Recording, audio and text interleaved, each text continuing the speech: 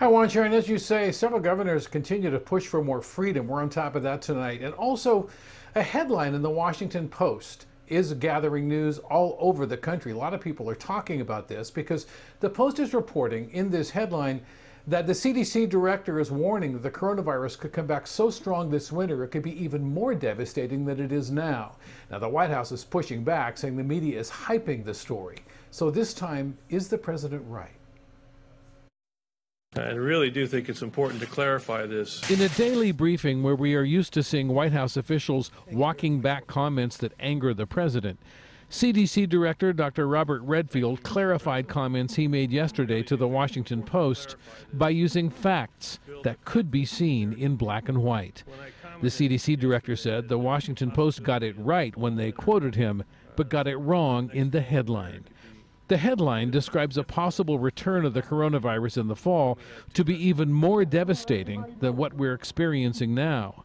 But what he is quoted as saying is that it could be more difficult because in the fall the nation could be dealing with the seasonal flu and the coronavirus at the same time. The key to my comments, and the reason that I really wanted to stress them, was to appeal to the American public to embrace the flu vaccine with confidence. The CDC director went on to say he believes the systems that will be in place by the fall, including more testing, contact tracing, antibody tests, and possible drugs to treat the virus, will help to minimize the virus's potential impact.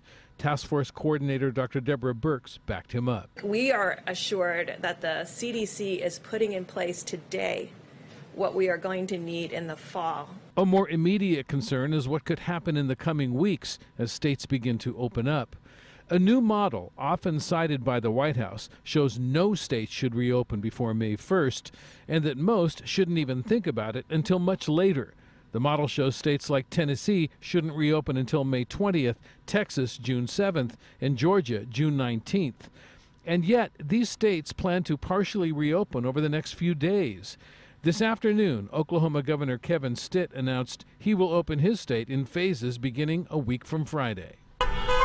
The state that's raising the most concern, even at the White House, is Georgia. Republican Governor Brian Kemp has signed an executive order calling for the opening of nail salons, beauty parlors, barbershops, and gyms on Friday. Movie theaters and restaurants will be allowed to open on Monday. These rules will go into effect while the number of coronavirus cases continue to rise in Georgia, with more than 800 new cases confirmed on Monday alone. President Trump said he had a conversation with Governor Kemp today. I told the governor of Georgia, Brian Kemp, that I disagree strongly with his decision to open certain facilities which are in violation of the Phase 1 guidelines. But at the same time, he must do what he thinks is right. The nation's leading expert on infectious diseases, Dr. Anthony Fauci, was asked what he would say to Governor Kemp. Well, if I were advising the governor, I would tell him that he should be careful. And I would advise him not to just turn the switch on and go, because there is a danger of a rebound.